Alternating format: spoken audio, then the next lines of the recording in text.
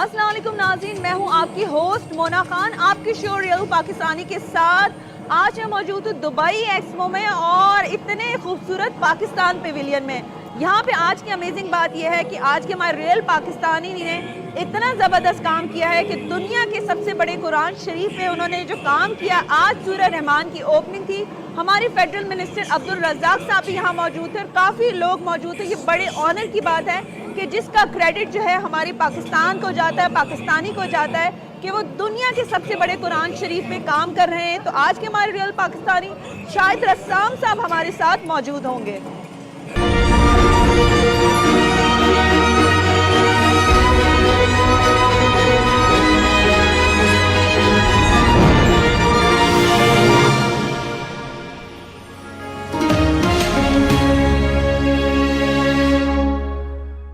جی، آج کے ہمارے ریئل پاکستانی پاکستان کے نامور آرٹسٹ شاہد رسام صاحب ہمارے ساتھ موجود ہیں۔ ہم سر کو ویلکم کریں گے۔ السلام علیکم سر۔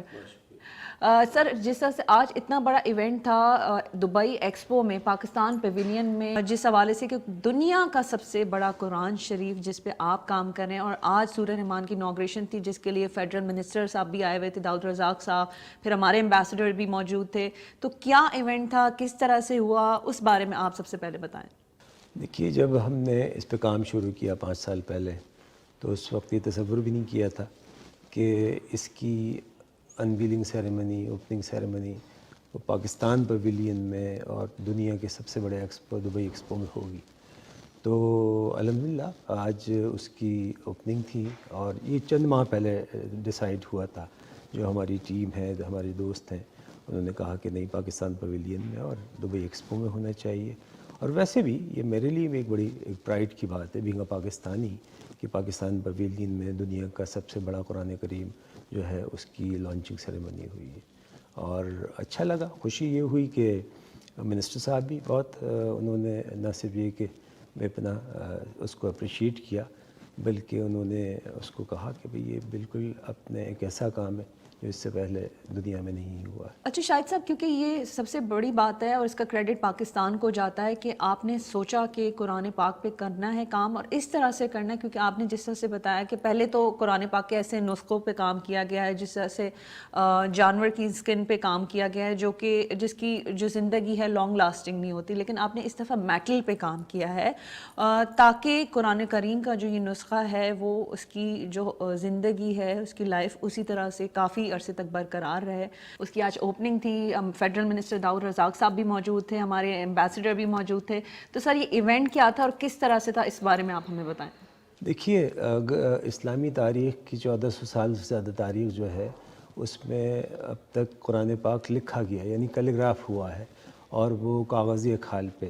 تو میں نے جب اس پہ کام شروع کیا، کیونکہ میں نے اسماء حسنہ اسکلپٹ کیے تھے، وہاں سے مجھے یہ خیال آیا، اور اس کے بعد میں نے اس کو اپنے پورے قرآن کریم کو کاسٹ کرنے کا فیصلہ کیا کہ اس کو میٹل میں کاسٹ کیا جائے اور اس کو گولڈ پلیٹڈ کیا جائے۔ تو اس کی 2 وجوہات تھیں۔ ایک تو یہ ہے کہ ایک بہت ہی منفرد اور یکتا کمبینیشن ہے جو اس سے پہلے کسی اور نے نہیں کیا، اور دوسری وجہ میرے لیے بہت امپورٹنٹ ہے کہ کسی بھی پیس آف آرٹ کی جو لائف ہے، زندگی ہے، وہ کتنی ہے، وہ اپنے فار دی مومنٹ ہے یا فار ایور ہے۔ تو یہ بہت اہم سوال تھا۔ تو اسی لیے ہم نے جو بہت ہی ہائی کوالٹی کی کینوس استعمال کیا، نہ صرف یہ کہ بلکہ جس ٹیکنیک میں اس پہ کام ہوا ہے، that is called glazing technique, اور وہ لیئرز کے ذریعے اس ڈیزائن کو ہم نے ڈیولپ کیا ہے، جس سے اس کی لائف کے اپنے کئی ہزار سال ہو جاتی ہے۔ سملرلی میٹل کی اپنی ایک لائف، تو یہ تو اس کا ٹیکنیکل پہلو ہے کہ اس کی ٹیکنیکلٹیز میں یہ چیزیں شامل ہیں جو کہ اس کی اس پیس آف آرٹ کی لائف کو بہت اپنے طویل کرتی ہیں۔ دوسری بات جو ہے وہ بڑی اہم یہ ہے کہ قرآن کریم as a piece of art یہ ہمارے الٹیمیٹ کلچر کا حصہ ہے۔ تو الٹیمیٹ کلچر کا حصہ ہے تو وہ پھر ایسی چیز ہونی چاہیے جسے دنیا دیکھتی رہ جائے۔ جو پچھلا قرآن کریم بنا تھا وہ 4.5 فیٹ اینڈ 6.5 فیٹ وغیرہ بھی نہیں تھا، بلکہ 5 پوائنٹ سم تھنگ تھا، جو Guinness book of world record کے مطابق ماسکو میوزیم میں ہے۔ اسے اقوانی کیلیگرافرز نے بنایا تھا، تو وہ لکھا گیا تھا۔ تو یہ پہلی بار ایسا ہے کہ قرآن کریم کو کاسٹ کیا گیا۔ اچھا شاہد صاحب یہ بتائیں کہ وائی سورہ رحمان، آپ نے اس کام کا آغاز سورہ رحمان سے کیوں کیا؟ کیا سوچ کے سورہ رحمان پہ پہلے کام کیا، اور سب سے امپورٹنٹ چیز کہ سورہ رحمان کو بنانے میں کتنا ٹائم لگ گیا؟ سورہ رحمان جو ہے وہ قرآن کریم کا دل کہا جاتا ہے اس کو، اور اس میں اپنے مسلسل بار بار خدا نے اللہ پاک نے ایک بات کا اشارہ کیا ہے کہ بھئی تم اپنے رب کی کون کون سی نعمتوں کو جھٹلاؤ گے۔ تو میں یہ سمجھتا ہوں بینگ این آرٹسٹ اور ایک ایجوکیشنسٹ کے طور پہ بھی کہ نالج، علم جو ہے وہ اللہ پاک کی سب سے بڑی نعمت ہے، اور یہ پورا ایکسپو جو ہے وہ اسی اس کو بیسڈ کر کے ڈیزائن کیا گیا یا امیجن کیا گیا کہ ٹیکنالوجی کیا ہے، نالج ہی ہے نا، تو اسی کی بنیاد پہ یہ سب وہ کیا گیا، اور اسی کی بنیاد پہ انہوں نے اپنا ویژن 2050 کو اپنے ڈیزائن کیا ہے۔ تو اس لیے ہم نے سوچا کہ پھر سورہ رحمان سے بہتر تو کوئی اور آیت ہو نہیں سکتی اس دبئی ایکسپو اور پاکستان پویلین کے لیے، کہ جس میں باقاعدہ طور پہ بار بار اس بات کی طرف مسلسل اشارہ کیا گیا۔ شاہد صاحب یہ بہت مشکل کام تھا، کہنا آسان تھا، لیکن جس طرح سے عبدالرزاق صاحب نے بھی کہا کہ اپنی تقریر میں کہ یقیناً اس میں کافی آپ کو چیلنجز کا سامنا رہا ہوگا، تو وہ ایسے کون سے چیلنجز تھے جب آپ نے اس کام کا آغاز کیا اور آپ نے اس کو فیس کیا، اور یقیناً آگے بھی فیس کریں گے آپ؟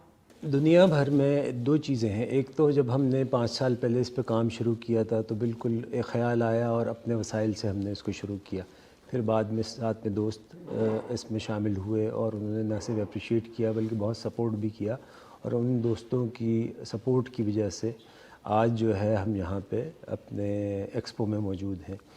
چیلنجز کی جہاں تک بات ہے تو مجھے اپنے چیلنجز جو ہے اپنے وہ قبول کرنا وہ مجھے اچھا لگتا ہے، اور میں چونکہ ایک بہت ہی آپٹمسٹ آدمی ہوں، یعنی ڈارک ٹنل میں بھی روشنی دیکھتا ہوں، تو اس لیے میں نہیں سمجھتا کہیں سے بھی کہ یہ نہیں ہوگا۔ جہاں سے شروع ہوئے تھے وہاں اس وقت تو یہ تصور بھی نہیں تھا کہ ہم دنیا کے سب سے بڑے ایکسپو میں اس کو ایگزیبٹ کریں گے جہاں پہ پوری دنیا کے لوگ اس کو دیکھیں گے۔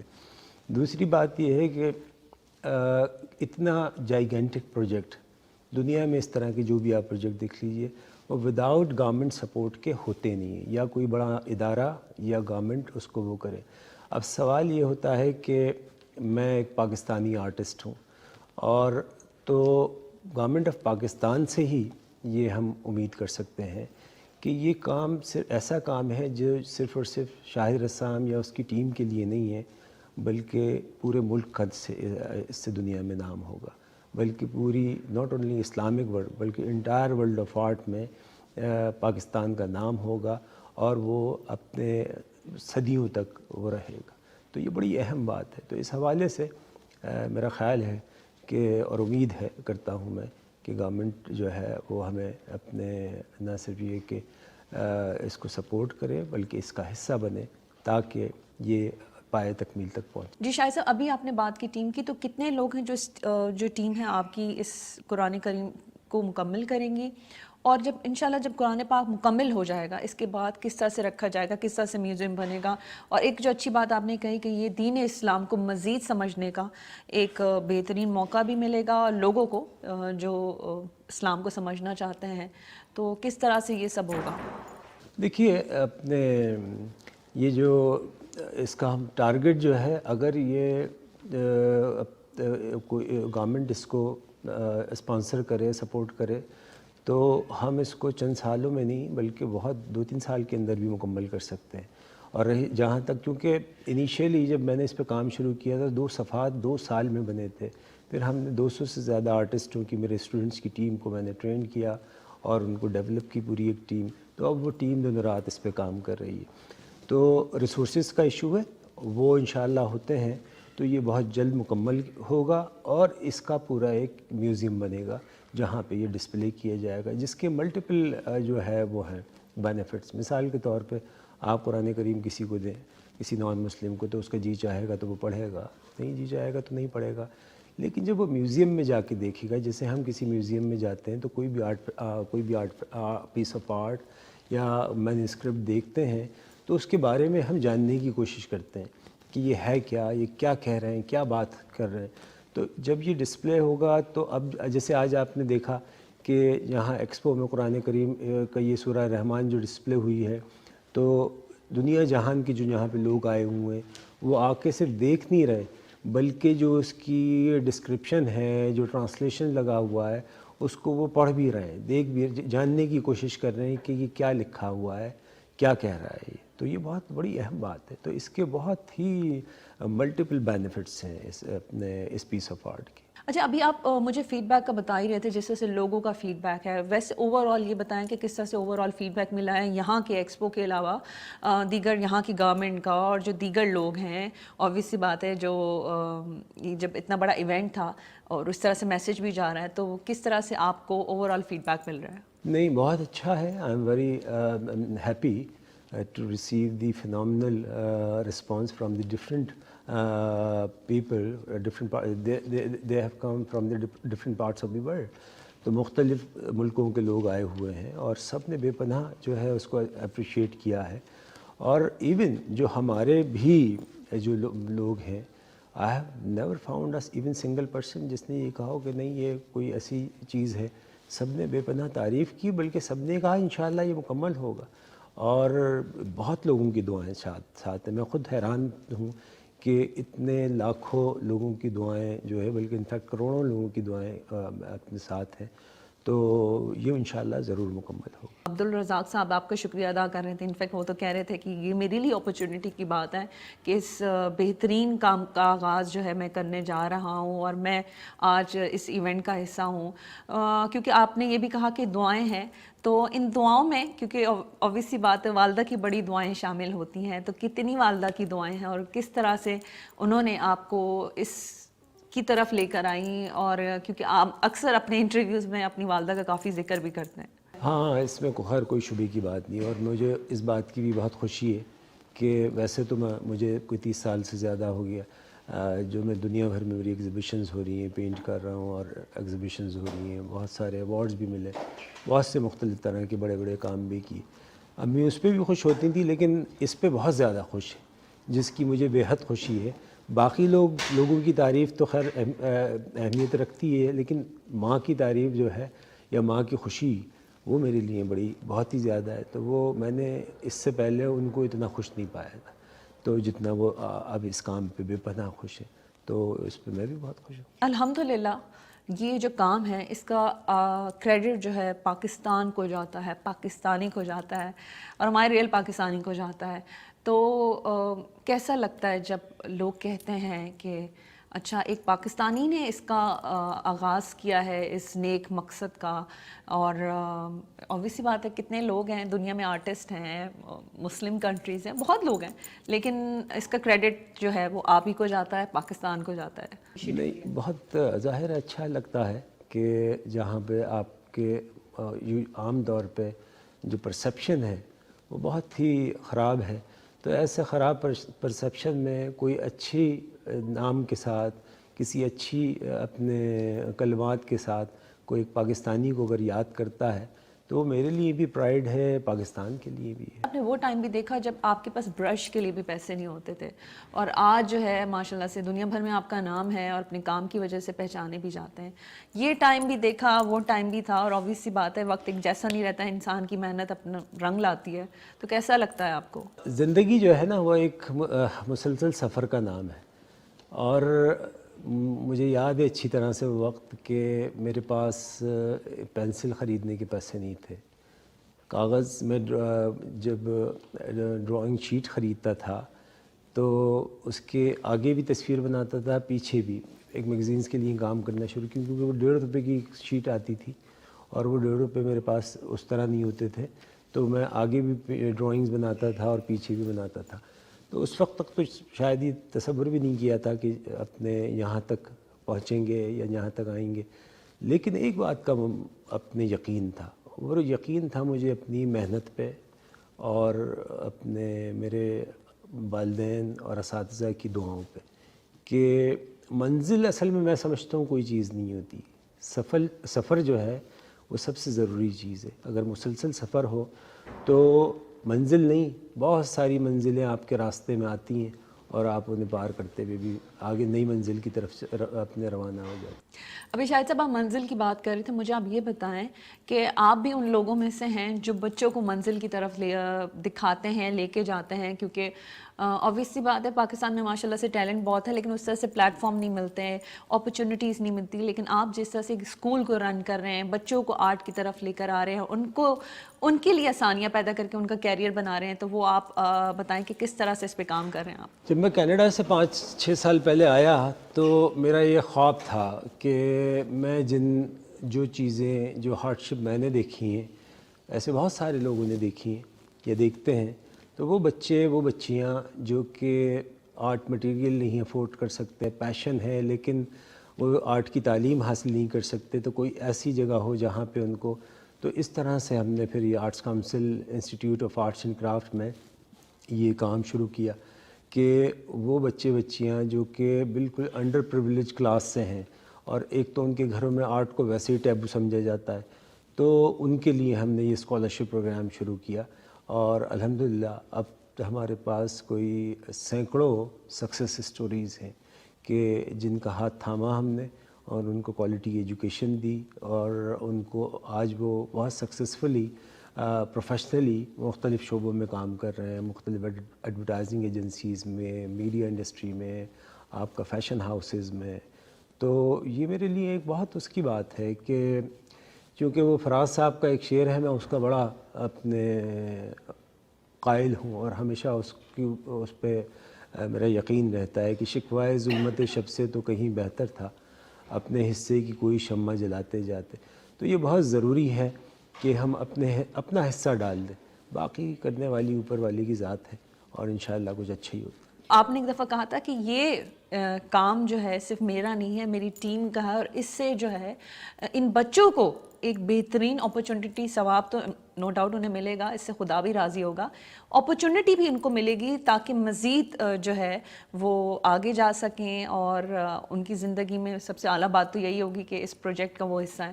تو کیا کہنا چاہیں گے آپ؟ یہ جو ہے, یہ جو 200 آرٹسٹوں کی ٹیم ہے, ان میں موسٹلی میرے اسٹوڈنٹس ہیں, اور وہ سب اس لیے بھی یہ کام میرے لیے بڑا ایک پرائڈ کا فیل کرتا ہوں میں اس کو کرتے ہوئے, کہ اس کام سے ان 200 خاندانوں کی زندگی تبدیل ہو رہی ہے, اور صرف ان کو اکنالج نہیں کیا جا رہا ہے اس تاریخی کام پہ, بلکہ ان کو دے آر بینگ پیڈ, تو اور ان کی زندگیاں اس سے بدل رہی ہیں.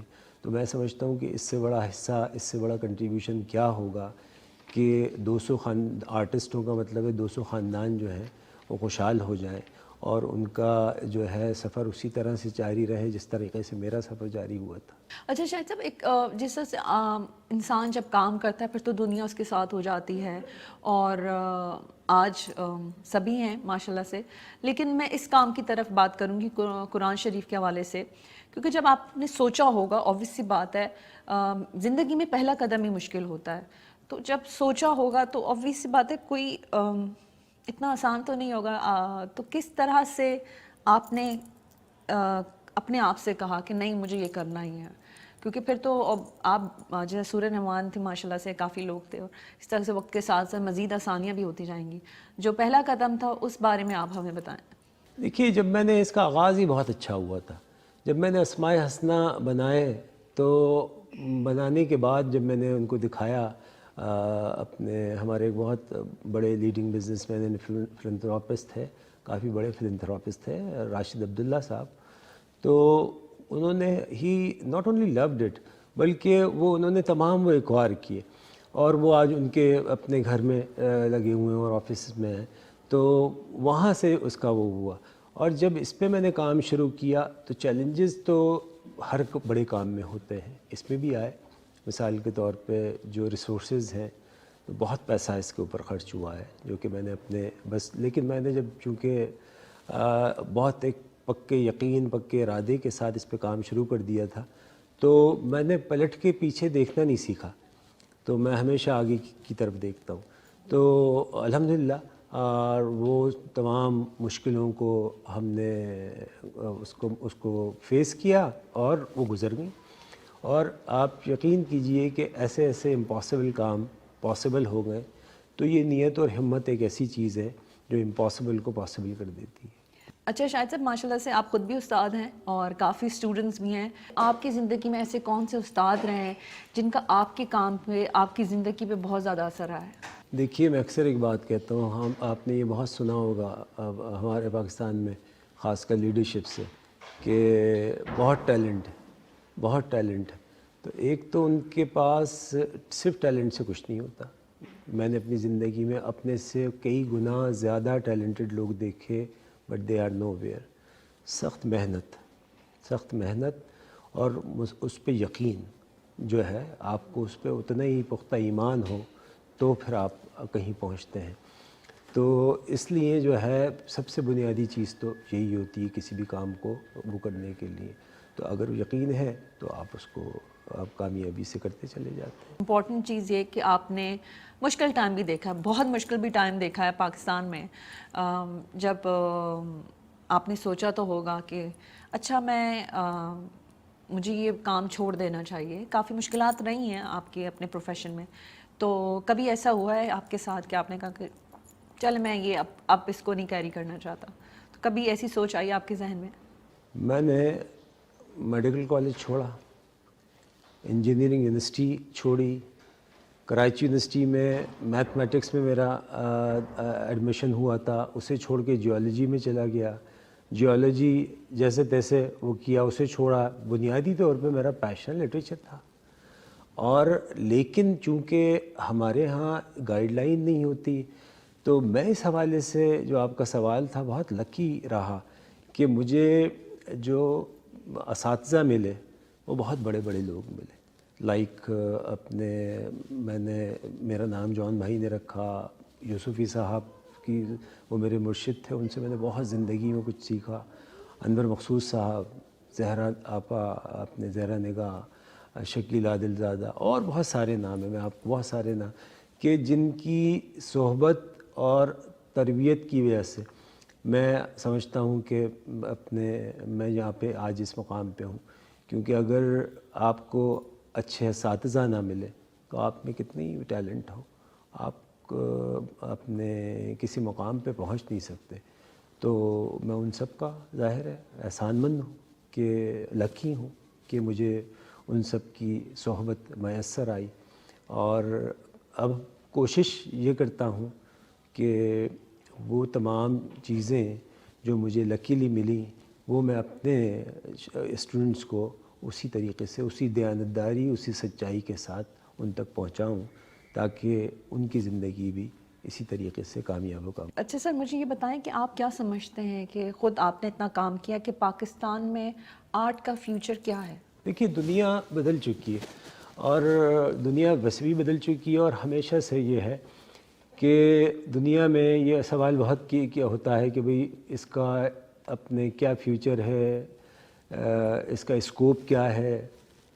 دیکھیے ہر وہ کام، ایون آپ اگر بہت پیشن کے ساتھ گڈھا کھودنے لگے تو اس میں سے بھی آپ جو ہے نا پانی نہیں نکالتے، اور بہت نہ جانے کیا کیا اس کے اندر سے ڈسکور کر لیتے ہیں، وہ کر لیتے ہیں.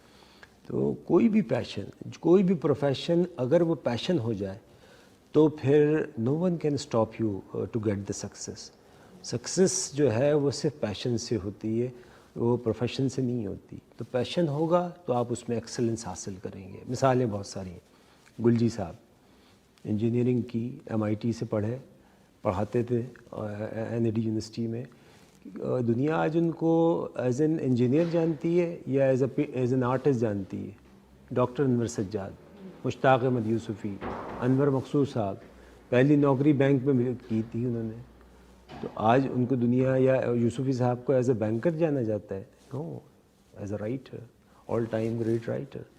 تو وہ ایکسلنس صرف اور صرف آپ کے پیشن کے ذریعے آپ کو ملتی ہے، چاہے کوئی بھی آپ کا وہ ہو. تو سب سے ضروری چیز یہ ہوتی ہے کہ you have to follow your passion. کہ پیشن ہے کیا؟ وہ کام جس سے آپ کو تھکن محسوس نہ ہو، مزہ آئے، پلیجر دے، تو وہ دیٹ از یور پیشن.